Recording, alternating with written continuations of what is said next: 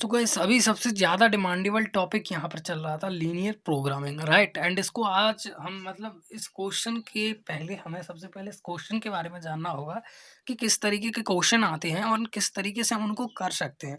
Guys ये जो linear programming है इसमें दो तरीके के क्वेश्चन आते हैं, बिल्कुल सिंपल सी बात है। आप स्टार्टिंग से एंड तक बस फोकस के साथ देखना, है ना। एक क्वेश्चन वो होते हैं जो लिमिटेड होते हैं, है ना, और दूसरे क्वेश्चन वो होते हैं जो कि लिमिटेड नहीं होते, उनके जो आंसर हैं वो लिमिटेड नहीं होते, ठीक है। अब लिमिटेड अनलिमिटेड ऐसा आपकी बुक में कुछ है नहीं, मैं अपनी तरफ से बता रहा हूँ, मतलब अपनी तरफ से कुछ भी बना के मान ले सकते हो, कुछ भी बना के, है ना। इस तरीके से मैं आपको बता रहा हूँ कि होता क्या है। दो तरीके के क्वेश्चन होते हैं और दोनों तरीके के क्वेश्चन में आपको क्या है, एरिया के बिंदु और एरिया का जो नंबर है वो ज्ञात करना होता है। अब दूसरी बात यहाँ पर ये है कि एक में वो एरिया लिमिटेड होता है, दूसरे में अनलिमिटेड। लेकिन मज़ेदार बात ये है कि जो दोनों क्वेश्चन होते हैं ना, अनलिमिटेड लिमिटेड, दोनों एक ही विधि से सॉल्व होते हैं। बस जो थोड़ा मतलब उन जो एरिया जिनकी लिमिट नहीं होती ना, वे एरिया जिनकी लिमिट नहीं होती, उनके अंदर थोड़ी-सी हिंदी लिखनी पड़ती है। उसका मैं आपको मीनिंग बता दूँगा, होता क्या है, कैसे लिख सकते हैं उसको अच्छे तरीके से, ताकि मतलब इम्प्रेस हो जाए जो भी चेक करने वाला है आपको, आपकी कॉपी को, वो थोड़ा इम्प्रेस हो जाए। इस तरीके से हमें लिखना पड़ता है, वो भी मैं आपको बता दूँगा। सबसे पहले आपको यहाँ पर देखना है लीनियर प्रोग्रामिंग के लिमिटेड किस तरीके से होते हैं। देखो गाइस, इन क्वेश्चन के भी 2 टाइप होते हैं। एक में तो उन्होंने बताया है कि किस तरीके से क्वेश्चन सॉल्व होते हैं, दूसरे में इसके दैनिक जीवन में उपयोग क्वेश्चन के चैप्टर के अंदर बताए गए हैं और उसको डिफरेंट क्वेश्चनरेशन यानी कि प्रश्नावली जिसे हम बोलते हैं उसके अंदर डिवाइड किया है। मतलब कुछ प्रश्नावली ऐसी हैं जिसमें उसके अनुप्रयोग बताए गए हैं और बताया गया है कि किस तरीके से ये क्वेश्चन हमारी डे टू डे लाइफ में यूजफुल होते हैं। अगर आप उन पर वीडियो चाहते हो तो उन पर मैं नेक्स्ट बना दूंगा, बस कमेंट में लिख देना आप। फिलहाल इस तरीके के क्वेश्चन को हम कंप्लीट करेंगे। अब 2 रेखा वाले क्वेश्चन आते हैं और 1 रेखा वाला क्वेश्चन आता है, ठीक है। और ये 3 नंबर में क्वेश्चन आता है। यहाँ पर एग्जाम्पल के लिए मैंने आपके लिए ये क्वेश्चन इंक्लूड यहाँ पर किया भी है, जिससे आप अच्छी तरीके से इसको समझ सकते हैं। फिलहाल थोड़ा-सा ऊपर चलते हैं एंड हम देखते हैं कि क्वेश्चन किस तरीके से सॉल्व होता है। इसके बेसिकली कुछ पॉइंट होते हैं। नंबर 1 हमें बिंदु ज्ञात करने होते हैं, है ना? नंबर 1 हमें बिंदु ज्ञात करने होते हैं। नंबर 2 उनके सत्य और असत्य की हमें पहचान करनी होती है। किस चीज़ की? सत्य और असत्य की। फिर हमें क्या करना होता है?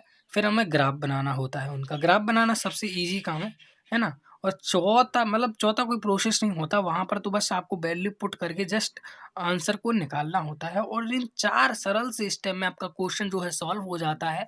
और मज़ेदार बात ये है कि जो आपका क्वेश्चन ये वाला होता है ना, ये अनलिमिटेड एरिया होता है उसके अंदर, वो भी बिल्कुल इस तरीके से सॉल्व होता है। उल्टा वो इससे भी सरल होता है, उसमें कुछ अलग होता ही नहीं है, ठीक है? कुछ अलग नहीं होता उसमें, बट आपके नज़रिए का फ़र्क है। आप बस शांति से वीडियो को देखते रहें, सब कुछ समझ में आ जाएगा आपका, ठीक है?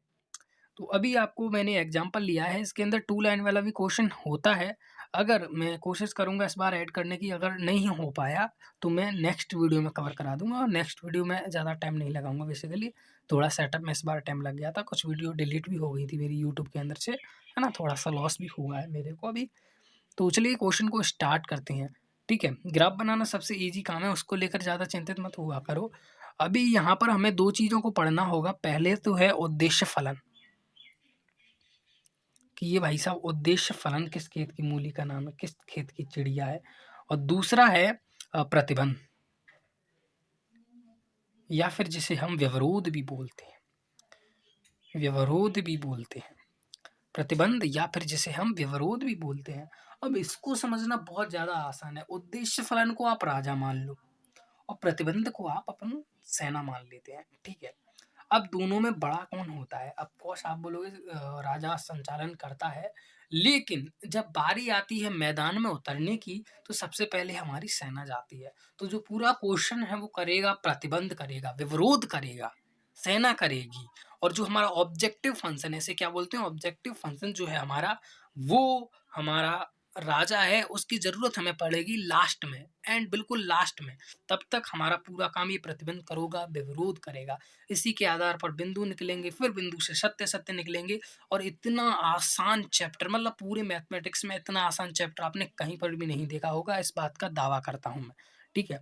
अब बिल्कुल सिंपल सी बात है, अब क्वेश्चन को सॉल्व करना स्टार्ट करते हैं। बिल्कुल बेसिक मैंने आपको बता दिया।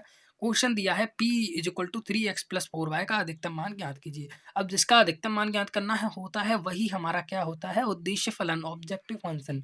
ये हमारा उद्देश्य फलन है। क्या है? उद्देश्य फलन, ऑब्जेक्टिव फंक्शन। ये थोड़ा रफ का इस्तेमाल करते हैं, ऑब्जेक्टिव फंक्शन है ये। और इसकी क्या है, हमें ज़रूरत बिल्कुल भी नहीं पड़ने वाली, एंड बिल्कुल लास्ट में इसकी ज़रूरत पड़ेगी। राजा जी अभी बैठे हैं, सेना पहुंचेगी लड़ने के लिए, और सेना ये है इस <4। ये हमारा क्या है, प्रतिबंध है, व्यवरोध है, जो कि यहाँ पर क्वेश्चन में दिया गया है ना, अधिकतम मान ज्ञात कीजिए जबकि यह इसके द्वारा प्रतिबंधित है। यहाँ पर लिखा भी है प्रतिबंधित है, प्रतिबंध को ही हम व्यवरोध बोलते हैं, है ना, और इसके द्वारा प्रतिबंध है। और प्रतिबंध मैक्सिमम केसेस में ऐसे ही दिए होते हैं, मतलब प्रतिबंध ऐसे ही होते हैं, या तो यहाँ पर लेस देन लगा होगा या ग्रेटर देन लगा होगा। लेस देन का मतलब होता है कि ये वाली संख्या इससे छोटी है, और अगर यहाँ पर ग्रेटर देन लगा होता है इसका मतलब है ये वाली संख्या इससे बड़ी है। अभी ये संख्या छोटी है इसीलिए 4 से भीख मांग रही है अपना मुंह फाड़ के, ठीक है, अपना मुंह ऐसे फाड़े हुई है और 4 से भीख मांग रही है, कुछ मदद कर दो। तो इस तरीके से ये लेस देन का मतलब छोटा होता है। अब क्वेश्चन को सॉल्व करें, ठीक है। सबसे फर्स्ट पॉइंट हमारा क्या था, बिंदु निकालना। तो हम बिंदु कैसे निकालेंगे, देखो मैं कुछ ज़्यादा हिंदी वगैरह यहाँ पर लिख नहीं रहा, है ना। तो यहाँ पर हम क्या करेंगे, सबसे पहले हम क्या निकालेंगे, बिंदु निकालेंगे। तो सबसे पहले हमें जो समीकरण दिया है वो है x + y > 4, ठीक है। यही है एक, वैसे मतलब और क्वेश्चन में आपको 2 भी देखने को मिल सकते हैं। तो वो क्वेश्चन कैसे होते हैं मैं कोशिश करूँगा इस वीडियो में समझाने की, अगर नहीं हो पाता तो नेक्स्ट बना दूँगा। मतलब मैं कुछ मतलब घास काटने का काम नहीं करूँगा यहाँ पर। अभी यहाँ पर है x + y << को आप इक्वल में अभी बदल दो, क्योंकि हमें फर्स्ट स्टेप कंप्लीट करना है। और फर्स्ट स्टेप हमारा क्या था, देखो फर्स्ट स्टेप था हमारा यहाँ पर बिंदु निकालने का। तो बिंदु निकालना है ना, तो मैं सबसे पहले क्या करूँगा, यहाँ पर इसको इक्वल में बना लूँगा। अब इक्वल में बनाने के बाद बिंदु निकालना बिल्कुल ईजी है। सबसे पहले आप इस तरीके का ऐसे बॉक्स बना लो, एक इस तरीके का, ठीक है। थोड़ा बड़ा बनाना। यहाँ पर मैंने तो ऐसा बना दी, यहाँ पर लिखो x और यहाँ पर लिखो y। अब पहले इसको आप 0 मानोगे, फिर इसको आप 0 मानोगे, ठीक है। ये स्टेप बहुत सरल है, पहला बिंदु निकालने वाला स्टेप है, बहुत सरल है, बस समझने की देरी है। अब x बराबर 0 रखा है, y बराबर 0 रखा है। अब क्यों रखा है, क्योंकि हमें वैल्यू चाहिए जो कि ग्राफ निकालने के लिए ज़रूरी होती है। अब ग्राफ कैसे निकलेगा, जब वैल्यू निकलेगी। तो वैल्यू कैसे निकलेगी, बस हमने देखो पहले x को 0 माना, क्या माना, x को सबसे पहले हमने 0 माना। तो x की जगह आप यहाँ पर 0 रख दो, रख दिया x की जगह पर 0, बचा क्या, प्लस y = 4। अब बाय में आप 0 जो जोड़ोगे तो क्या मिलेगा आपको, ऑफकोर्स बाय ही मिलेगा, क्योंकि किसी भी संख्या में आप 0 मिलो तो वही संख्या हमें मिलती है। तो बाय बराबर यहाँ पर 4 मिल गया। तो यहाँ पर क्या प्रूफ होता है कि जब हमने x बराबर 0 माना था, x बराबर 0 माना था, तो हमें बाय बराबर 4 मिला था। अब ठीक इसी प्रकार जब हम बाय बराबर 0 मानेंगे, ऐसे बाय बराबर मैंने 0 रख दिया, तो हमें x बराबर 4 0 मानेंगे, ऐसे बाय बराबर मैंने 0 रख दिया, तो हमें x बराबर 4 मिलेगा। सिंपल सी बात है, और आप करके देख लेना, मतलब इसमें कोई हार्ड काम नहीं है। वैसे भी अभी आप 12th में आ सके हो, आप पहुँचे हो, अगर इस तरह की छोटी-मोटी चीज़ों के बारे में पूछोगे तो मतलब घंटा पड़ेगा एक, ठीक है। तो x + y << 4 का ये पहला हमारा समीकरण बन चुका है। अब इससे आपका पूरा क्वेश्चन ही सॉल्व हो गया, मतलब पहला बिंदु वाला फंक्शन हमने कर लिया कंप्लीट, बिंदु वाला काम पहला हो गया, ठीक है। मतलब हार्डनेस नहीं थी ना, बिल्कुल बिंदु वाला बहुत ईजी था। अब दूसरी बात क्या है हमारी, सत्य सत्य चेक करना, ये उससे भी ज़्यादा ईजी है। मतलब सत्य दूसरी बात, ये सत्य जो होता है इसको चेक करना उससे भी ज़्यादा ईजी है। बस एक बार करके तो देखो, ऐसे x + y << 4, यही दिया था क्वेश्चन में, देखो यही दिया था ना, इक्वल नहीं मानेंगे इस बार। अब हमने क्या किया, पहले x में 0 रखा, फिर रखा, अब हम दोनों में ही 0 पुट कर देते हैं। तो 0 यहाँ पर भी पुट कर दिया, 0 यहाँ पर भी पुट कर दिया, <4। अब 0 में 0 जोड़ोगे तो 0 ही मिलेगा हमें, 0 << 4। 0 <4 इसका मतलब क्या हुआ, मतलब हुआ कि 0 जो है 4 से छोटा है। लेस देन का मैंने मतलब बताया, है ना। लेस देन ऐसे मुँह फाड़ रहा है, इधर की तरफ फाड़ रहा है कि नहीं, बोलो। उससे माँग रहा है, भई मैं तेरे से छोटा हूँ, कुछ दे दे। तो लेस देन का मतलब छोटा होता है, अगर चिन्ह ऐसा होता है तो ग्रेटर देन होता है, यानी कि बड़ा होता है। लेकिन यहाँ पर पूछ रहा है <4। तो क्या 0 4 से छोटा है? हाँ, बोलोगे बिल्कुल छोटा है, यानी कि फलन जो है सत्य है। फलन क्या कह रहा है हमसे कि भैया मैं सत्य हूँ, 0 4 से छोटा ही होता है। ब्रह्मांड में कभी भी ऐसा नहीं हुआ कि 0 4 से बड़ा हो गया, ठीक है। तो इस तरीके से हमने दूसरा पॉइंट तो सबसे सरल निकला, है ना। अब तीसरे पॉइंट क्या करना है, तीसरे पॉइंट में आपको बनाना है ग्राफ। क्या बनाना है तीसरे पॉइंट में आपको, ग्राफ, है ना? सॉरी कैमरा थोड़ा हल गया। ठीक है, ग्राफ बनाना है। अब इसके लिए मैं थोड़ा स्केल का यूज करूंगा। अब बिल्कुल मैं सब कुछ आपको यहाँ पर मैनुअली बता रहा हूँ, ठीक है, किस तरीके से होगा। ग्राफ कैसे बनाओगे, सबसे पहले इस तरीके से आपको बनाना है और फिर इस तरीके से एक लाइन खींच देनी है।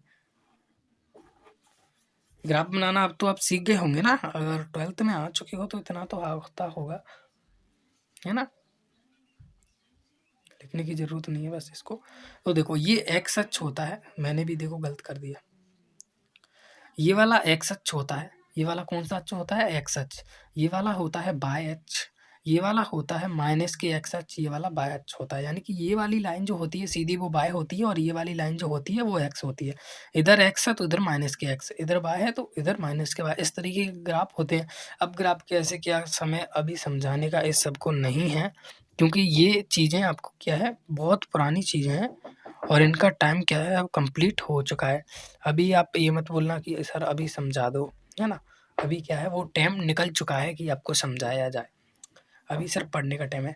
ओके, तो 1 2 3 4 5 6 7, 1 2 3 4 5 6 7। ओके, इस तरीके से आपको भी बना लेना है। ग्राफ होता है बेसिकली, वैसे आपके जब एग्जाम दोगे तो हो सकता है वो आपको ऑलरेडी बना बनाया ग्राफ दे दे, मतलब ऐसा भी होता है। मतलब ऐसा एक पेपर आएगा वो बना हुआ ग्राफ भी आपसे दे सकता है। पूछ लेना सर से, क्या सर आपको हमें ग्राफ मिलेगा यहाँ पर, तो हम यहाँ पर ड्रॉ ना करें, ठीक है? पूछने में कोई दिक्कत नहीं होती, है ना? अब जब हमने x बराबर 0 रखा तो x बराबर 0 रखा तो y बराबर क्या मिला, 4। तो जब x बराबर 0 रखा तो y वाली लाइन यही है ना, y बराबर 4 मिला।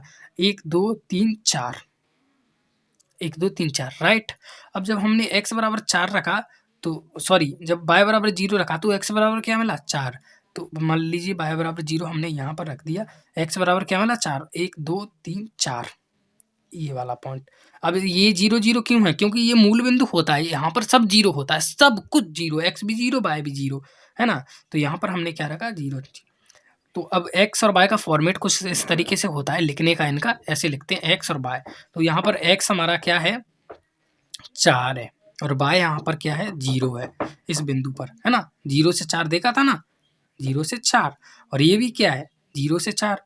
ऐसे x बराबर 0 का तो y बराबर 4 मिला, तो ये भी हो जाएगा 0 4, y इधर है x इधर है, ठीक है? अब इसको थोड़ा ग्राफ आपको आता होगा।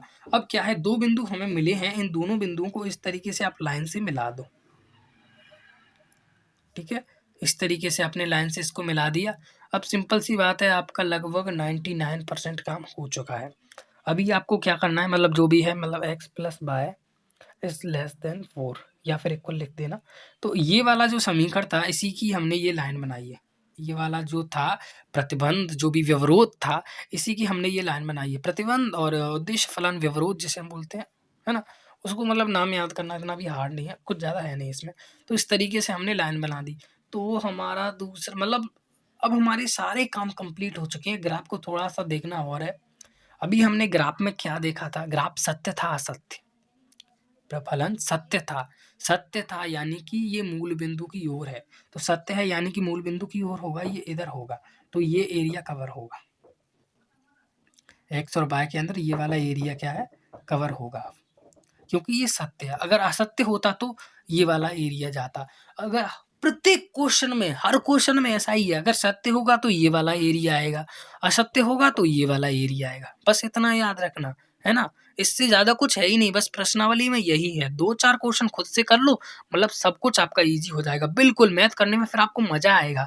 और रही बात, आप सोच रहे होंगे सर क्वेश्चन कहाँ पर मिलेंगे, तो क्वेश्चन का पीडीएफ मैं टेलीग्राम पर दे दूंगा। टेलीग्राम पर कैसे जाना है, मेरे चैनल पर विजिट कर सकते हो, वीडियो मिल जाएगी आपको, राइट?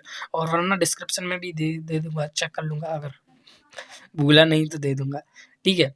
तो अब हमने सब कुछ याद कर लिया है। अब फाइनल रिजल्ट हमें देखना है। फाइनल रिजल्ट कैसे मिलेगा, जो भी हमें एरिया मिला था वो ये मिला था, क्यों? क्योंकि ये सत्य था, तो सत्य था तो ये वाला एरिया आएगा, है ना? ये वाला एरिया। असत्य था तो ये वाला आता, लेकिन ये तो सत्य था तो ये वाला एरिया आया।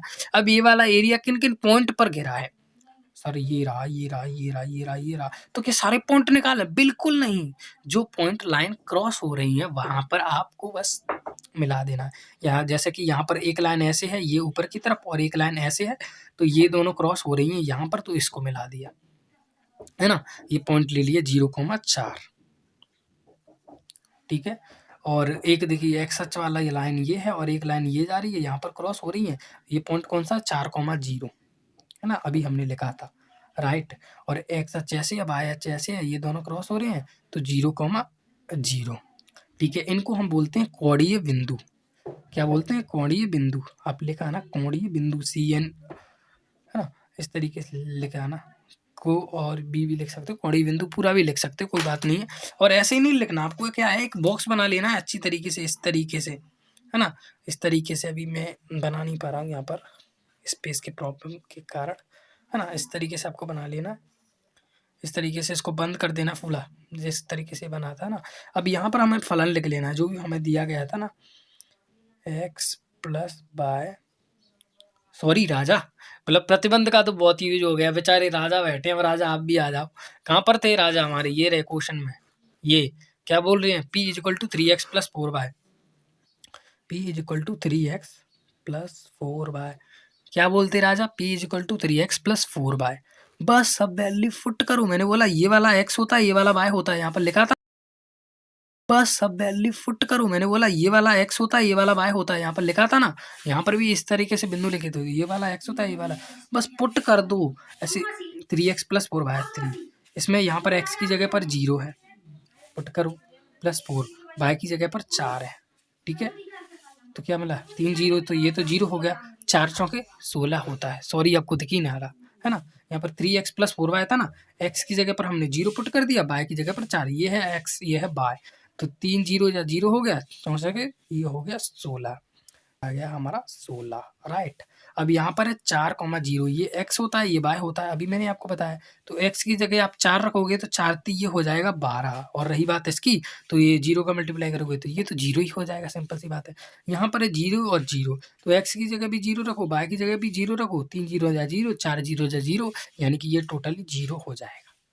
अब वो बोल रहा था क्वेश्चन में अधिकतम मान ज्ञात कीजिए, अधिकतम मान ज्ञात कीजिए।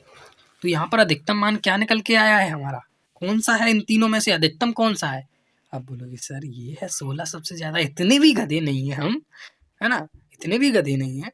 तो आपका कोणीय बिंदु यहाँ पर निकल के आया है 0,4, और मतलब जो भी अधिकतम मान है वो निकल के आया है 16। अगर न्यूनतम पूछता तो 12 लिखते, 0 मत ठोपाना, ठीक है। 0 का मतलब